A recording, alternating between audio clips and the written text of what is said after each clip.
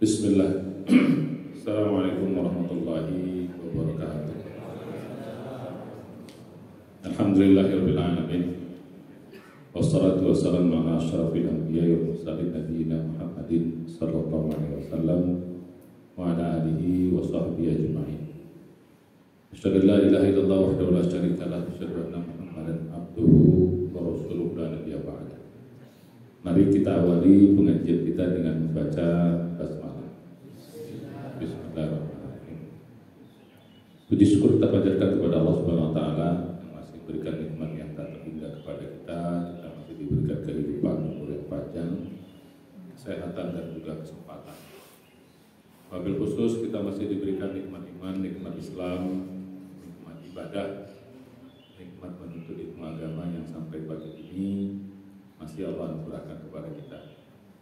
Mudah-mudahan kita senantiasa diberi kesehatan terus, diberikan kekuatan, khususnya dalam ibadah. Karena ibadah dan iman ini perlu kita jaga hingga akhir hayat kita. Dengan ibadah dan imanlah kita bisa selamat dunia dan juga bisa selamat akhirat. Semoga kita semua dipanggil dalam keadaan husnul khotimah. Amin ya rabbal alamin. Salam dan salam marilah kita sampaikan kepada Nabi kita semua Nabi besar Muhammad sallallahu alaihi wasallam, kepada keluarga beliau, para sahabatnya, para tabi'in, dan juga mudah-mudahan kepada umat yang istiqomah sunnah beliau. Dan kita termasuk yang istiqomah di sunnah Nabi semaksimal yang kita bisa. Mudah-mudahan di kiamat kita bisa mendapat syafaat dari beliau. Amin ya rabbal alamin. Hari ini kaji kita lanjutkan yang dulu, yang terputus sedikit ya. Di waktu Ramadan kajian kita berkaitan Ramadan, terus masuk Lebaran, Syawal kajian juga berkaitan dengan Syawal, pemberian maaf, masuk juga Zulhijjah ya, berkaitan dengan amal-amal Zulhijjah. Sekarang kita masuk pada kaji yang sebelumnya, lanjutan ya, tentang ilmu hakikat atau pendekatan hakikat ya. Tapi sebelum itu sedikit saya ingatkan, di bulan Muharram ini ada satu amal juga yang sangat dianjurkan sampai amal-amal ibadah yang lain ya, yaitu puasa Asyura, puasa tanggal 10 itu jatuh pada hari Selasa ya. Kalau sahabat kita NU jatuhnya hari Rabu, dan mereka satu Muharramnya hari Senin kemarin. Jadi whatever lah ya. Itu sangat dianjurkan kita berpuasa di samping amal-amal sore yang lain, karena Muharram itu termasuk bulan haram ya, bulan suci ya, bulan haram atau bulan suci. Kalau Ramadan itu bulan karim, bulan yang mulia.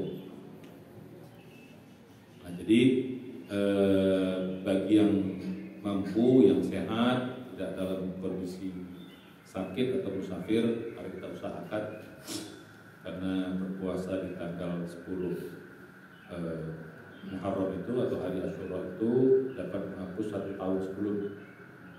Kalau puasa Arafah kan 2 tahun, setahun sebelum dan setahun setelah. Nah, karena kita untuk membedakan kita dengan orang Yahudi, yang mereka juga ikut berpuasa di hari itu, atau sekarang mereka puasa juga. Zaman itu mereka berpuasa.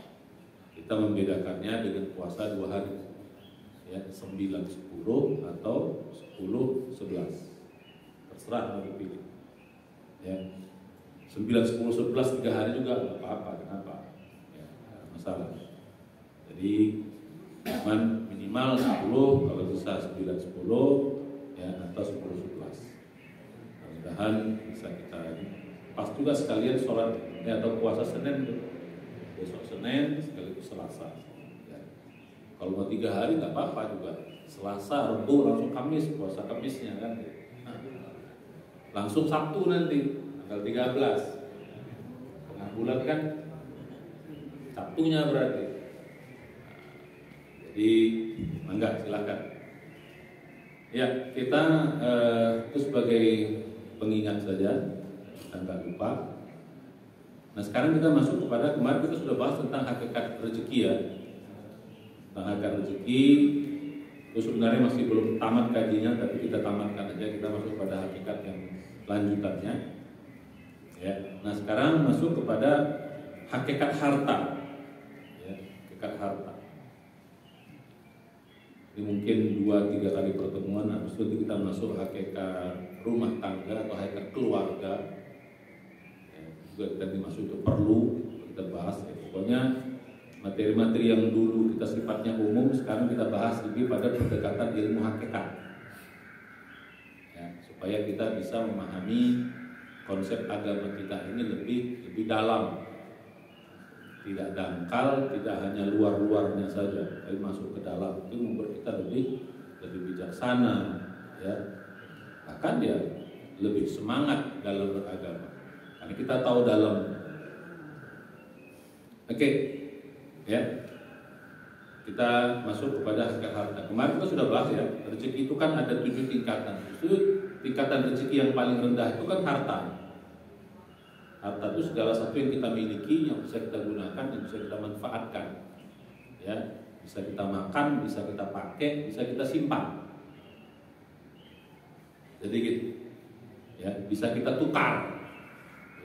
Tukar harta itu bisa ditukar. Ya, jual beli itu pada hakikatnya adalah tukar menukar.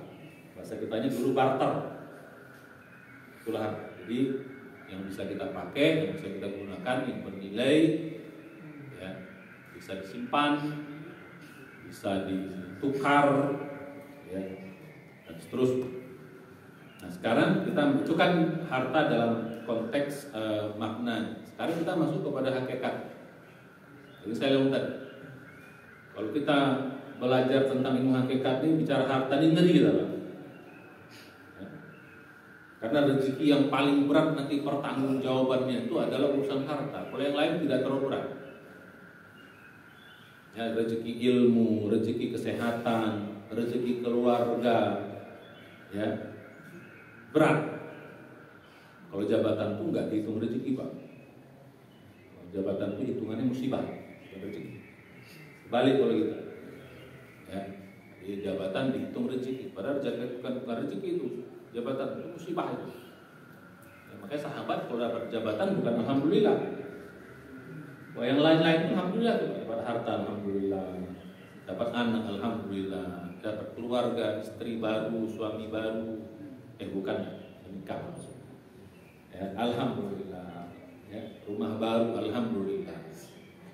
Ya, dapat ketenangan alhamdulillah. Ya, gitu. Tapi kalau dapat jabatan itu enggak alhamdulillah. Mereka innalillahi wa inna ilaihi raji'un. Jabatan itu bukan apa? Bukan termasuk rezeki, tapi dia apa? Musibah. Harus baik dulu. Balik lagi kita belajar ilmu hakikat ya, jabatan itu bukan rezeki. Ya, maksudnya malah musibah. Bukan kita dapat sesuatu, malah kita kehilangan sesuatu. Kok bisa gitu ya? Ya zahirnya kita dapat, tapi pada hakikatnya kita hilang. Ya, hilang kebebasan, hilang ini, banyak hilangnya.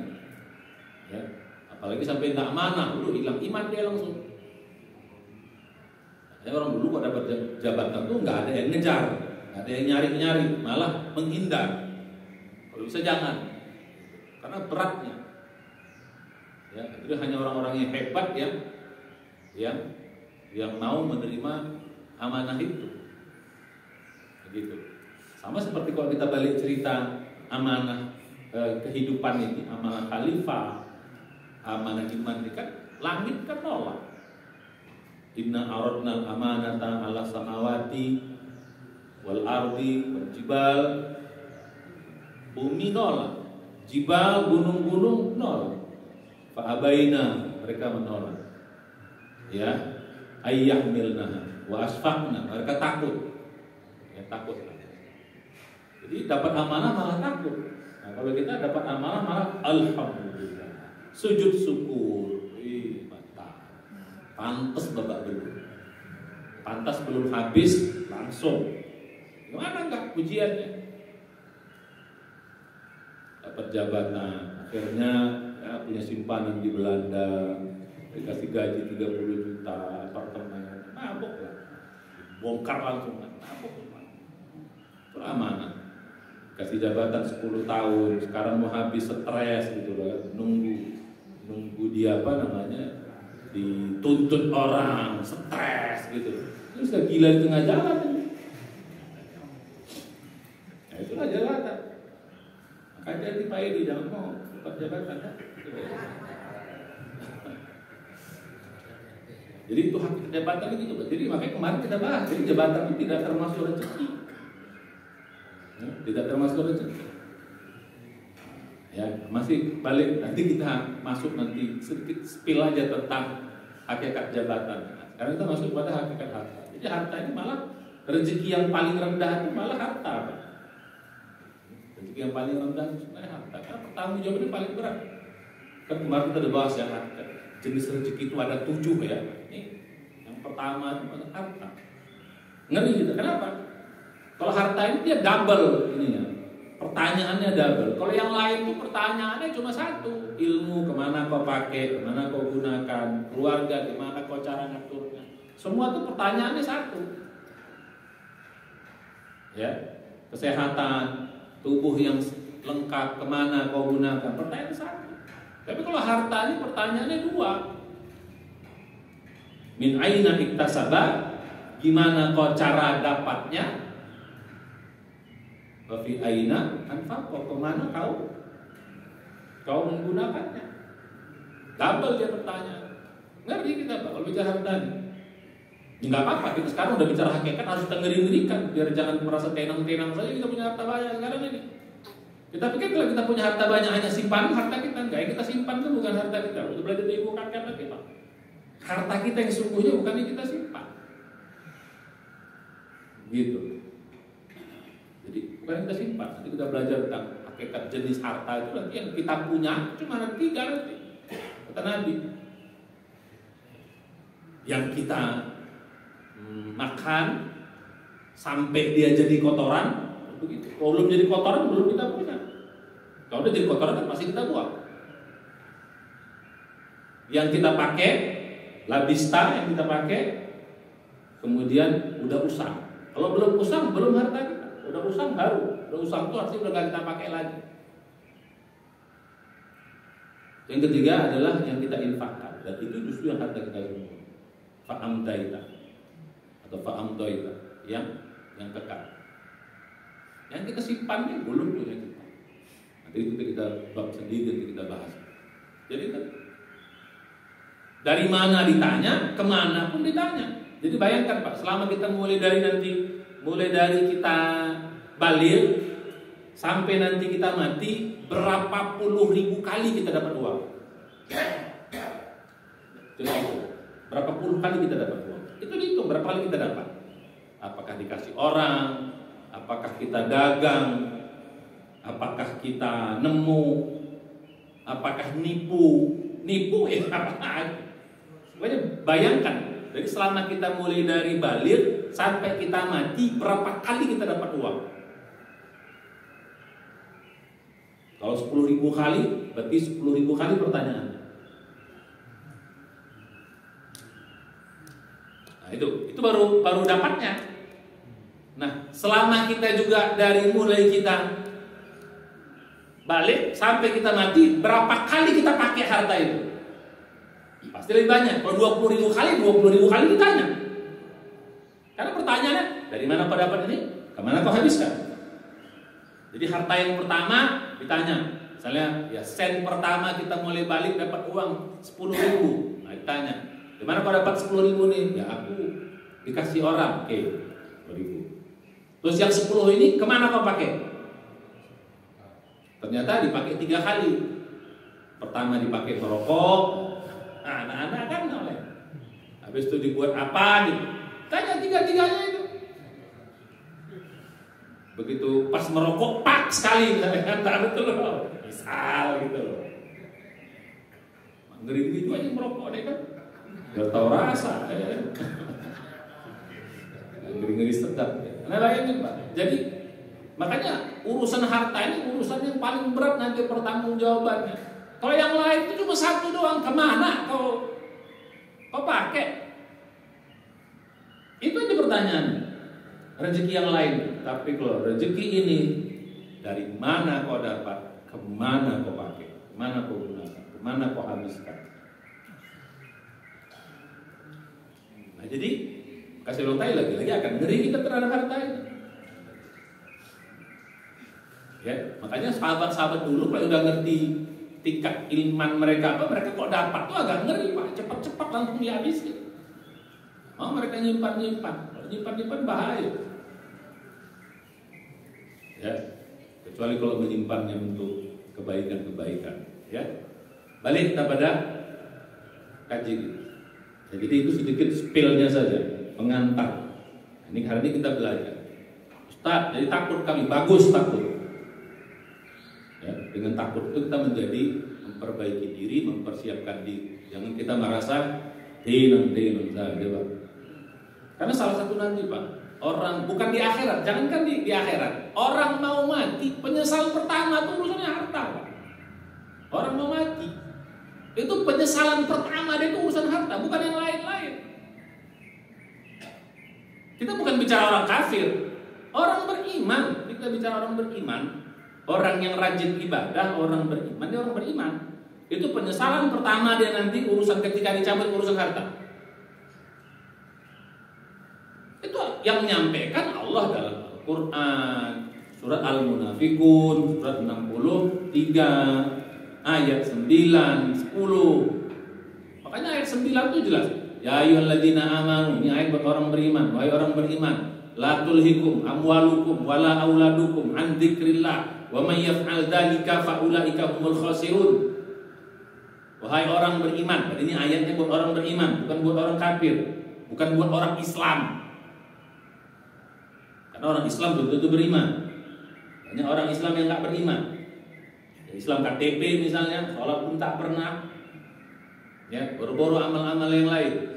Gak tahu pun dia berapa rukun Islam, berapa rukun iman, gak tahu. Pokoknya hanya lahir saja dia, KTP-nya saja dia Islam. Ya tapi syukur juga lah udah mau dia ngaku Islam. Urusannya syukur, tapi gak cukup. Latul hikum, jangan sampai melalaikan kamu. Amwalukum, pertama disebut hartamu. Ya, wa uladukum wala auladukum, dan juga jangan sampai keluargamu, anak istri. An dzikrillah, dari ibadah kepada Allah, dari ingat kepada Allah.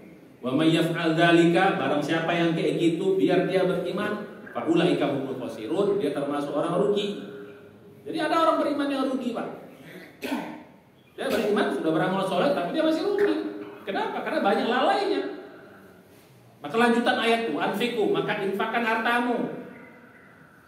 Sebelum apa? Sebelum datang kematian. Nah ini peringatan Allah, sebelum datang kematian. Banyak kau berinfak. Kenapa? Begitu kau mati kau bilang, Rabbi laula akhartani, ya Allah panjangkan sedikit umurku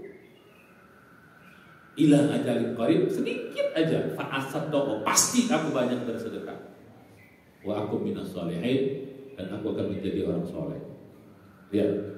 Penyesalan pertama urusan ya Pak, berarti kita mati Pak, banyak harta yang kita tinggalkan, itu nangis kita Pak. Oh tapi Ustadz, kan kita harus jangan meninggalkan anak dalam keadaan miskin. Iya, kalau anak kita khawatir dia nggak sekolah, dia susah cari makan karena kekurangan itu, oke, kita itu tuh nggak usah semuanya, sewajarnya sih dia tuh. Tapi kalau anak kita sudah kita sekolahkan, sudah dia pintar bisa cari makan, dia akan mungkin habis kita tinggalkan. Orang udah sekolahnya bagus. Ngapain kita kasih lagi gara-gara itu nanti buang, bukan untuk infak dia, malah dia bikin tak apa-apa. Dapat warisan kawin lagi dia. Lu kok ketawa Bapak? Dapat warisan tak apa-apa yang dibikinnya, karena mendapat gratis. Bapak yang mati menyesal meninggalkan harta, anak yang hidup justru menggunakan harta tempat yang gak benar. Tambah nangis kita nanti. Gak apa-apa Pak, biar nanti jadi sedap kita nih. Jangan nanti Pak Edi nih. Pak Edi dia udah kerja. Goyang-goyang badannya itu. Bukan karena lapar Pak Edi kan? Jadi sedap sedikit kita. Nah jadi gitu Pak. Jadi penyesalan pertama orang beriman yang sudah beramal soleh, kalau dia meninggalkan harta yang dia menyesal. Ya Allah, kenapa aku tinggalin? Aduh. Iya, kalau anak keturunan kita paham. Begitu dapat warisan, sebagian dia infakkan atau dia wakafkan atas nama orang tuanya. Kalau dia nggak paham, justru harta yang dia dapat dengan gratis itu dia pakai poya-poya, apa nggak bakal belur kita di dalam sana.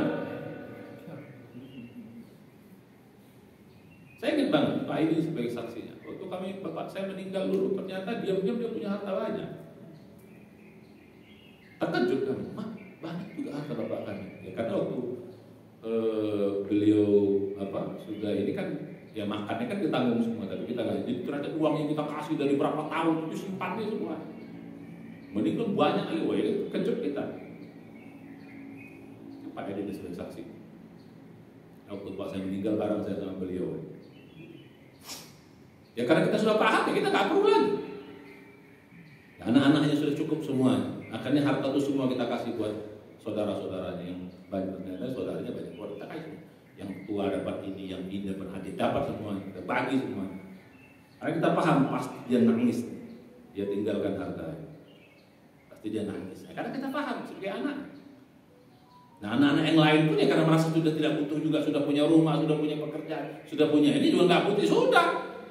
Itu kalau anak-anak kita paham, Pak. Kalau anak kita nggak paham, alhamdulillah mati bapak aku katanya. Kaya mendadak aku, kenapa nggak dari dulu matinya katanya kan gitu. Mati lagi dalam aja. Mati kita udah di kebun tenang ya Allah, hidupkan aku lagi. Aku mau infak, tak ada cerita. Ini ayat, yang ngomong ini ayat bukan saya. Baca lagi. Surat 63 Al-Munafiqun ayat 9, 10, 11. Ini ayat ditujukan kepada orang beriman. Bukan orang kafir, bukan orang zalim, bukan hanya orang muslim. Tapi apalagi orang selain itu ya tambah parah. Kalau yang lain itu nyesalnya bukan urusan harta aja, nyesal dia semuanya. Kalau kita kan udah rajin sholat, udah haji, udah puasa, udah amal-amal lain mantap lah kira-kira gitu. Tapi urusan harta masih ada yang tinggal, banyak yang belum diselesaikan. Baru kita nangis, ya Allah, panjangkan sedikit aja agar aku infak. Kalau wala yu'akhirullahu nafsan idza jaa ajaluha wallahu khabirun bima ta'malun. Dan ajal datang nggak ada bisa dipanjangkan sedikit pun. Jadi orang mati nanti Pak, orang mau mati dipanjangkan umurnya, bukan dia pengen mau sholat Pak, bukan. Ayatnya begitu kok, bukan dia mau sholat kok. Walaupun secara implisit wa akum minas sholihin itu bisa, tapi yang pertama itu bukan itu. Bukan dia dipanjangkan umurnya sedikit, bukan dia mau sholat. Dipanjangkan sedikit, bukan dia mau umroh, bukan dia mau haji, bukan dia mau apa? Bukan dia mau puasa. Coba Pak, kalau kita dipanjangkan 1 menit aja umur kita, 1 menit. 1 menit nih, kita nggak usah bicara banyak-banyak. Amal apa yang bisa kita bikin? 1 menit. Puasa, sholat, enggak. Baca Quran, paling cuma alif lam mim. Atau buatlah setengah ayat. Apa yang bisa kita bikin? Coba 1 menit aja dipanjangkan. Jadi kalau kita tahu, kau mati 9.00 besok pagi. Tapi dikasih taunya jam 9 itu juga gitu, jam 9 kurang 1. Apa kita bikin? 1 menit aja, kau kasih kesempatan 1 menit lagi umur kau. Setelah itu langsung cabut. Alamak kita bilang.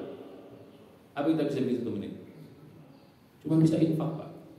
Kalau ada, nggak ada yang lain itu cari ada. Bisa nggak 1 menit kita berinfak? Bisa nggak? Bisa. Karena 1 menit, nah itu tanah bapak itu bapak infakkan buat masjid sana. Kan cepat kita gitu kan. Itu ustaz tuh nggak punya rumah, kasih sama itu rumah yang di sana. Kan bisa gitu kita bilang. Betul Pak. Bukan ustaz ini, ustaz yang lain gitu loh.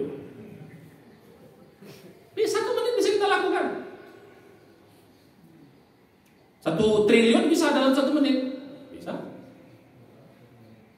Jadi orang mau mati dalam ayat mengatakan hanya dia pengen 1 amal. Cuma 1 amal aja. Yaitu apa? Infak. Kenapa? Itu yang paling cepat dan itu yang paling tinggi nilai. Balik tadi. Jadi hari ini kita bicara tentang ini biar kita agak naik level lah. Ya, ngaji agak-agak apa namanya? agak terlalu banyak angin-angin surga udah cukup lah. Ini sekarang kita banyak bicara agak ngeri-ngeri sedap kita. Biar di usia kita yang sudah mendekati ajal ini, biar kita banyak mempersiapkan diri. Gak usah terlalu hiruk pikuk. Ya sudahlah, 02 menang, 01 kalah, 03 kalah, sudah dibahas-bahas lagi. Sudah selesai. Ya, yang lalu sudah. Biar tanggung jawab mereka. Sekarang kita bicara, jangan lagi sibuk lagi urusan pilkada lagi, ribut lagi kita. Apalagi udah cukup. Sekarang kita bicara untuk kehidupan kita. Ya, bertengkar lagi nanti. Siapa F1, siapa F2, alah. Tengkar lagi urusan. Ya, Pak Ketua? Pak Ketua sudah aktif nih. Ikut Ustadz dia aktif dia. Balik kita kepada kaji kita. Nah, hakikat harta yang pertama, ya, tapi Ustadz, kami kan nyarinya halal. Yang halal itu pun dihisap, Pak. Justru yang halal itu yang dihisap. Kalau yang haram nggak dihisap, disiksa. Jadi halalnya aja dia, Pak. Halal nyarinya, halal menghabiskannya, menggunakannya, itu aja dihisap, tetap dihisap. Yang tak dihisap itu nanti kalau diinfak, baru selesai. Begitu. Tapi yang haramnya disiksa. Na'udzub. Nah, jadi biar kita paham. Jadi kita belajar hakikat harta ini gitu. Jadi kadang-kadang kita sering ya masalah urusan harta ini kita pikir gampang tapi berat, Pak. Berat tanggung jawab. Ya urusan harta kita pikir sama aja. Harta mencuri, harta riba, kita pikir sama, beda jauh, Pak. Kalau kita ditampakkan hakikat ngeri kita, Pak. Balik kita pada sederhana, dulu pernah saya kasih umpama. Kalau bapak ibu atau ibu lah, karena bapak yang nyari duit, ibu pulang-pulang, suami bawa babi yang udah dipanggang, enak kali kata orang. Pernah saya coba, bawa babi bu, enak bawa ke rumah, mah ini ada makanan, mari kita makan. Apa jawaban ibu? Coba jawab, apa jawabannya? Mau nggak? Kenapa nggak mau? Kenapa nggak mau? Haram. Nggak mau, haram. Sekarang bapak bawa uang korupsi ke rumah 1 miliar, dikasih ibu uang 1 koper, terima nggak? Nggak dikasih taunya ini uang korupsi, diam aja. Dikasih tahu, kalau dikasih tahu juga kita mikir juga, ya kan? Nggak dikasih taunya, mak ini mah ada papa dapat rezeki 1 miliar atau 1 koper. Mana ibu? Alhamdulillah. Nggak pernah bertanya nih, bang, dari mana bang? Kok tiba-tiba banyak kali bang? Ada pertanyaan nih. Kalaupun dikasih taunya, alamak, tenang aja mak, pokoknya aman itu. Ya, sikit-sikit itu biasa. Lumayan, masih kita begitu. Karena kita menganggap babi itu jelas barangnya, haramnya, nampak kan? Jadi secara bendanya kasat mata dia nampak haramnya. Kita nggak akan mau makan, nggak ada yang mau dikasih babi, nggak ada yang mau dikasih bangkai, nggak mau, nggak ada yang mau dikasih khamar. Tapi begitu dikasih harta yang haram, padahal kalau kita bicara harta yang haram ini lebih mengerikan daripada babi ini, Pak. Nilai dosanya, nilai haramnya lebih ngeri. Harta ini. Tapi kenapa kita mau makan? Karena secara zatnya nggak nampak, barangnya halal, tapi hakikatnya barang ini lebih ngeri daripada babi tadi haramnya. Lebih ngeri. Sama kayak apa ini? Kayak pilpres apa pilkada nanti. Kalau calonnya ngasih babi 1 rumah 1 babi, mau nggak harus menerima? Mau nggak terima Pak? Nggak mau terima. Tapi ngasih uang 200.000 terima nggak? Padahal itu bisa haram. Nah kalau gini nggak berhasil pilpres kemarin Pak. Dikasih bantuan, untuk apa bantuan nih Pak? Milik saya, nggak jadi apa-apa, ambil lah. Mau dia. Kalau sekarang Pak NPWP nomor piro wani piro kan gitu. Nah, itu istilah. Jadi rusak negeri. Ya sudah lah, itu yang lalu. Kita doakan mudah-mudahan Allah ampunilah yang kayak gitu. Tobatlah mereka. Jadi kalau kita bicara hakikat, ngeri kita apa? Jadi itu sama kayak ini yang saya bilang dulu. Ini air putih ini, gitu kan? Kalau dia halal atau makan nih, kalau dia halal kita makan tuh jadi daging, tapi kalau dia haram Pak, jadi api neraka dia. Innama ya'kuluna fi butunihim illan nar. Wa ma ya'kuluna fi butunihim illan nar. Enggak mereka masukkan dalam perut kecuali hanya neraka. Jadi begitu. Jadi ngeri kita. Jadi kalau kita dinampakkan yang kita makan ini api, kan gak jadi kita makan. Tapi kadang-kadang dinampakkan cuma air doang, atau cuma nasi doang, cuma apa doang, ya kita minum aja. Bismillah. Pakai tangan kanan, pakai bismillah lagi. Habis itu alhamdulillah. Biar apa? Itu hakikatnya barokah di sini. Balik pada gaji kita. Ya. Jadi ini biar kita paham, biar agak hati kita. Di urusan harta ini hati-hati betul. Ngeri kita Pak, ngambil sesen pun orang ngeri kita. Ini orang adalah pajak. Pertanggung jawabannya ngerinya kita nanti. Utang aja, utang nih Pak, utang yang nggak kita bayar itu bisa membuat amal kita nggak dihisab. Utang loh, bukan nyuri, utang. Amal kita bisa nggak dihitung, amal kebaikan kita. Gimana pula kalau dia nyuri? Nah gimana coba? Utang doang. Mana pula berharta tuh nyuri? Amal kita yang lain. Maka kalau kita lihat pernah kan Abu Bakar itu, ketika dia dikasih susu, setelah dia minum, saya minum, dikasih tahu nggak Abu Bakar itu dari mana susunya? Nah, itu dapat dari apa namanya yang haram. Dikoreknya Pak susunya, sampai dimuntahkan. Apa katanya? Kalau Allah ini keluar sama dengan keluar hartaku juga kulakukan ini. Nah, jadi karena itu ini supaya kita menjadi yang dulu-dulu sudah. Nanti kita bahas juga bagaimana cara menghapus dosa-dosa yang pernah kita bikin urusannya. Ada cara menghapusnya juga. Tetap ada caranya. Kalau kita sudah bertobat, tetap ada caranya. Allah kasih jalan supaya kita bisa menuju Allah nanti husnul. Oke, hakikat yang pertama. Hakikat pertama, satu adalah harta itu pemilik mutlaknya adalah Allah. Jadi harta kita ini bukan kita punya Pak. Ini amanah, pemilik mutlaknya Allah. Itu kita semua udah tahu. Kita hanya sebatas dititipkan. Kita hanya sebatas diamanahkan. Diamanahkannya pun Pak, itu selama kita masih hidup, harus itu. Jadi harta yang ada sama kita sekarang ini titipan Allah, amanah Allah selama kita masih hidup. Ada catatannya Pak. Selama masih hidup. Begitu udah mati, selesai titipan. Bukan kita punya lagi. Itu hakikat pertama. Makanya orang mau mati, mengapa dia mau infak lagi? Mengapa nggak diterima lagi ketika dia mati? Karena bukan harta dia lagi yang dia infakkan, udah harta orang.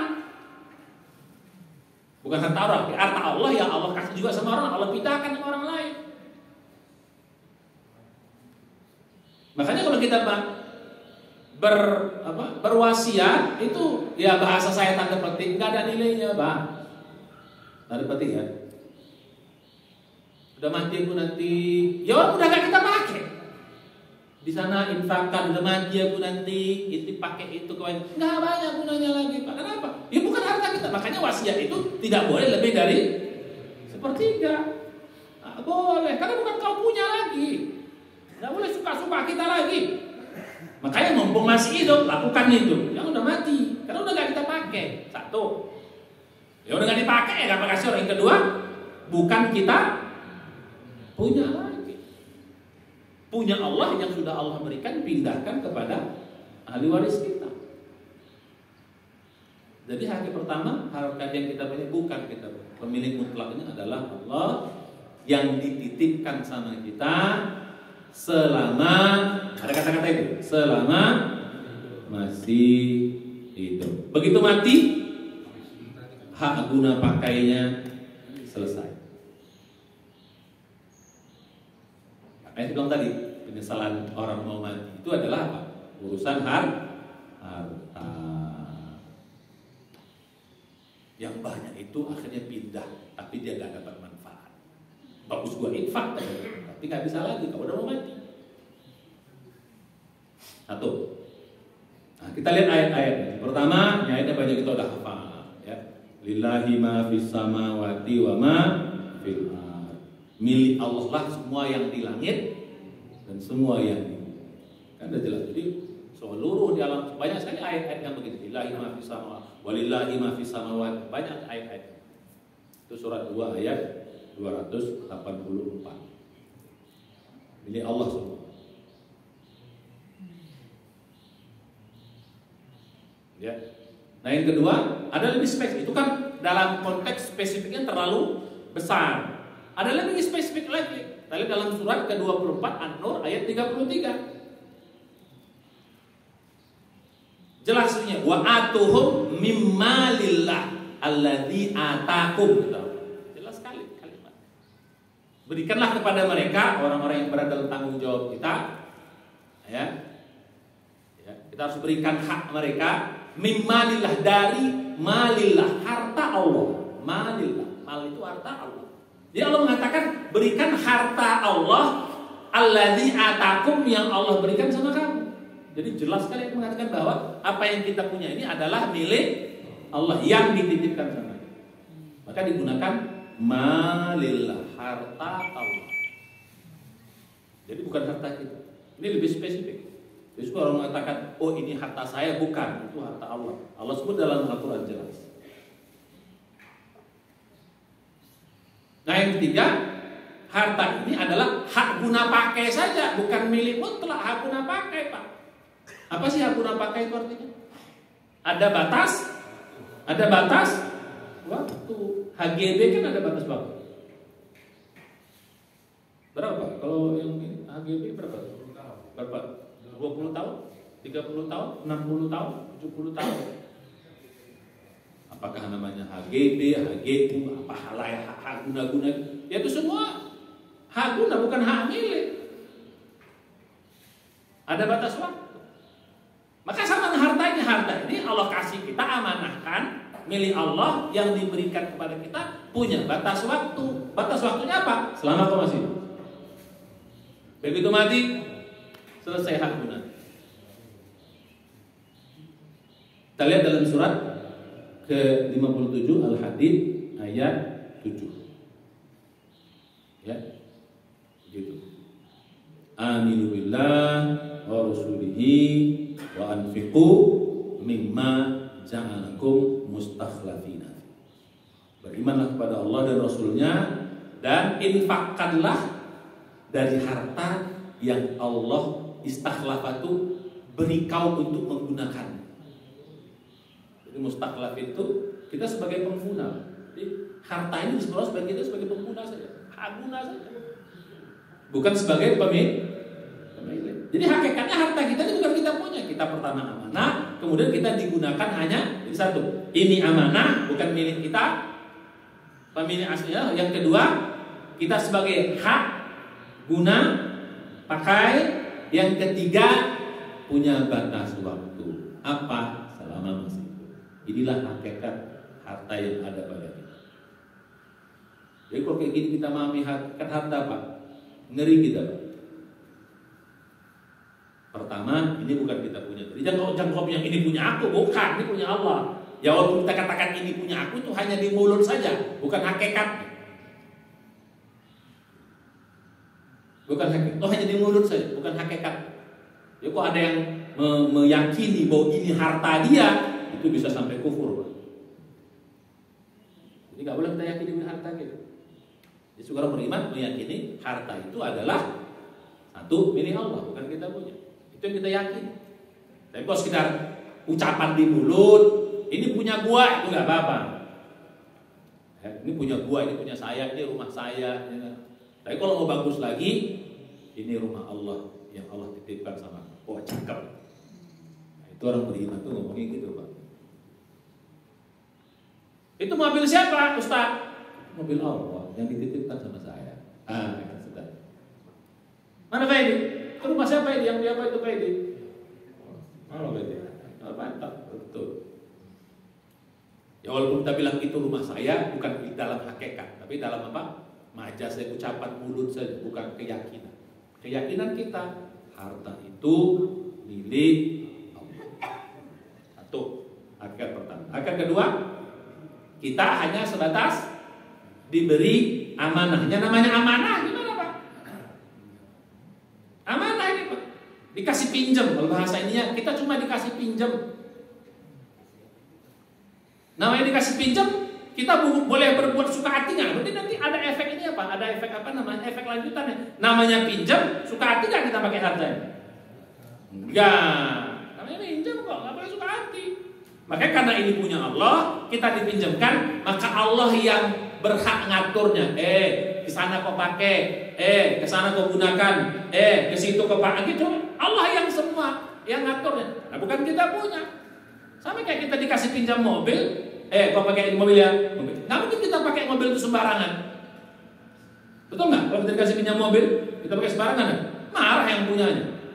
Tiba-tiba lecet, atau tiba-tiba kita pakai ke tempat yang nggak benar. Dengar, kau terlewat kali, kau kasih pinjam mobil, kau pakai pula ke sana. Tiba-tiba masuk di komplek pelacuran kan, mobilnya dicek ternyata yang punya kita boleh dituduh jadinya. Padahal yang pakai orang lain.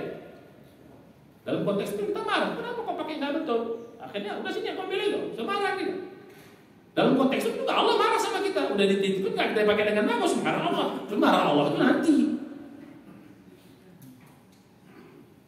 Jadi hakikat kedua kita cuma apa Bu? Ketitipan atau dipinjamkan atau diamanahkan. Yang ketiga sebagai hak guna pakai yang waktunya terbatas, yaitu selama masih hidup. Jadi kalau gitu, karena dititipkan selama masih hidup, kalau udah mati apa efeknya? Bukan harta kita lagi. Karena bukan harta kita berarti apa? Tidak punya hak kita untuk menghabiskan. Kalau berwasiat pun hanya diberi sepertiga, itu pun tak boleh kepada ahli waris. Tak boleh wasiat pada ahli waris. Ya, tak boleh kepada ahli waris. Berwasiat kepada non ahli waris. Ya, karena waris sudah Allah kasih bagian. Nanti kok lanjutannya Pak, kita bicara lebih tentang lagi. Makanya orang dapat waris itu gak usah bangga Pak. Itu karena kan kita bahas.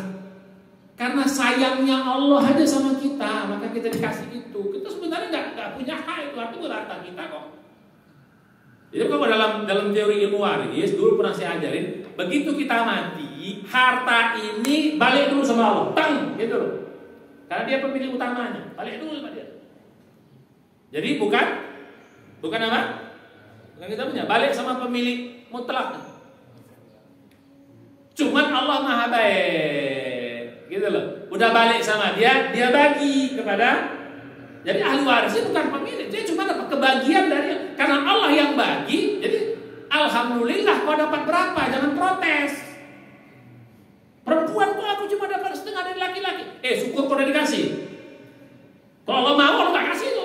Kenapa? Nah, kalau kita bicara gini Pak, alhamdulillah dikasih. Ini bertengkar urusan warisan. Seolah-olah macam dia dapat karena kerjaan. Itu karena kasih sayang Allah. Allah kasih sama kau. Kalau di luar negeri Pak, waris itu nggak ada. Orang boleh menghabiskan. Jackie Chan tuh Pak, dihabiskan hartanya semua, nggak ada dikasih anak. Banyak orang gitu, mau hartanya dikasih buat donasi, buat apa? Ya dia bagus. Supaya apa? Supaya anak kau ini bukan karena supaya kerja kau. Orang misalnya gitu. Jangan kau dapat gratis kerja kau gitu. Akhirnya semua hartanya dikasih buat donasi. Kalau kita nggak bisa. Allah Maha Baik. Balik ke Allah dulu, habis itu apa? Kasih sama ahli waris. Karena Allah yang punya, maka Allah yang bagi. Makanya Allah berhak bagi, Allah punya Allah. Oke. Perempuan kan dapat setengah dari laki-laki kalau anak. Kalau istri suaminya meninggal, kalian dapat 1/4 kalau anak punya anak.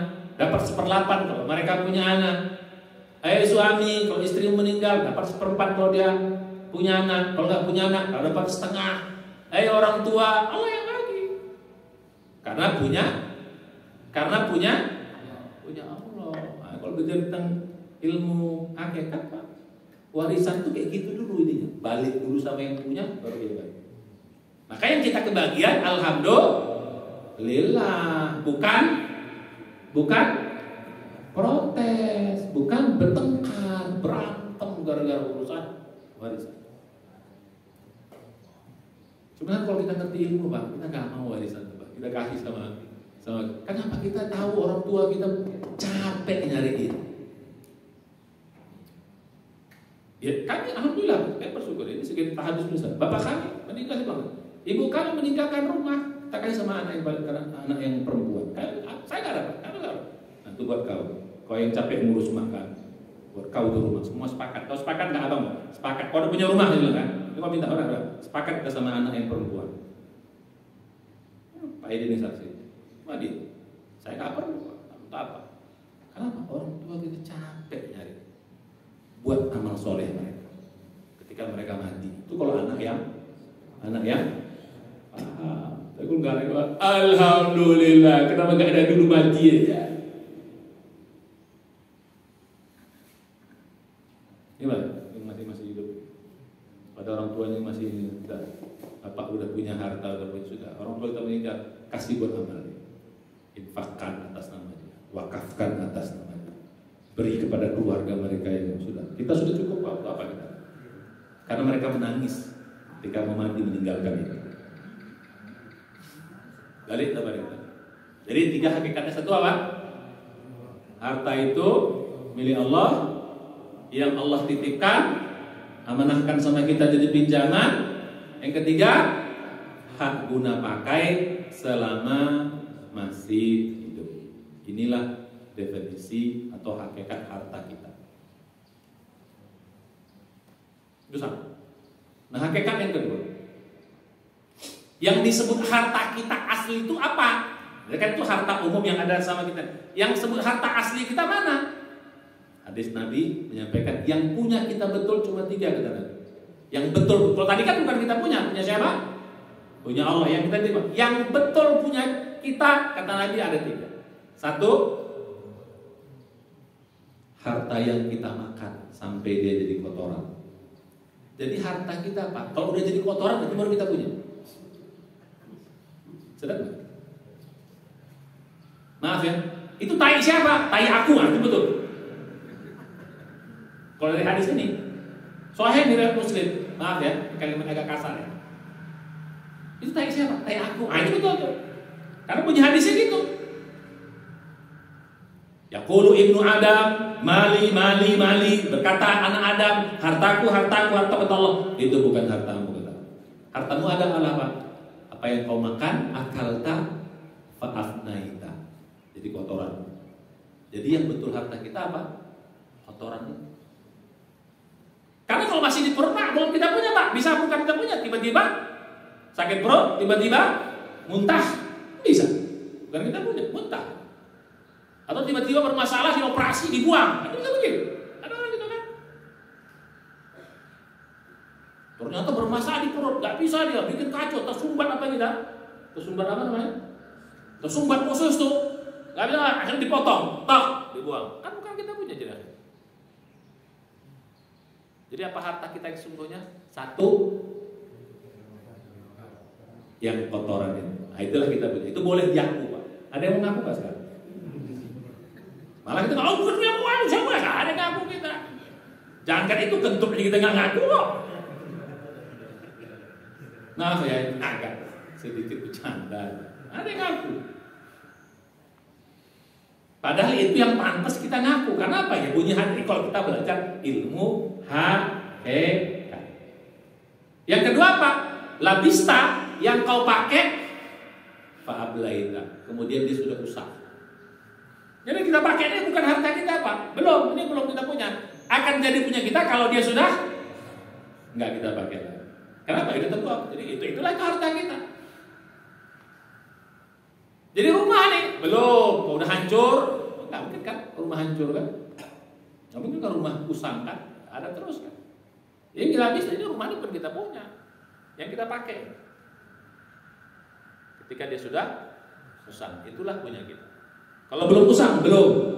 Masih bisa punya orang. Apakah tiba-tiba dijemur, habis itu belorang. Kalau laundry tiba-tiba rusak laundrynya, enggak. Jadi masih belum gitu. Yang ketiga adalah apa yang anfaqta, engkau infakkan. Fa'amdoita, dia akan kekal abadi. Jadi kita punya ketiga adalah yang kita sedekahkan, itu yang kekal abadi. Jadi kalau kita lihat tiga ini, yang lebih, yang paling kita punya sebenarnya yang mana? Yang ketiga, karena itu abadi. Yang kita infakkan, itulah yang abadi.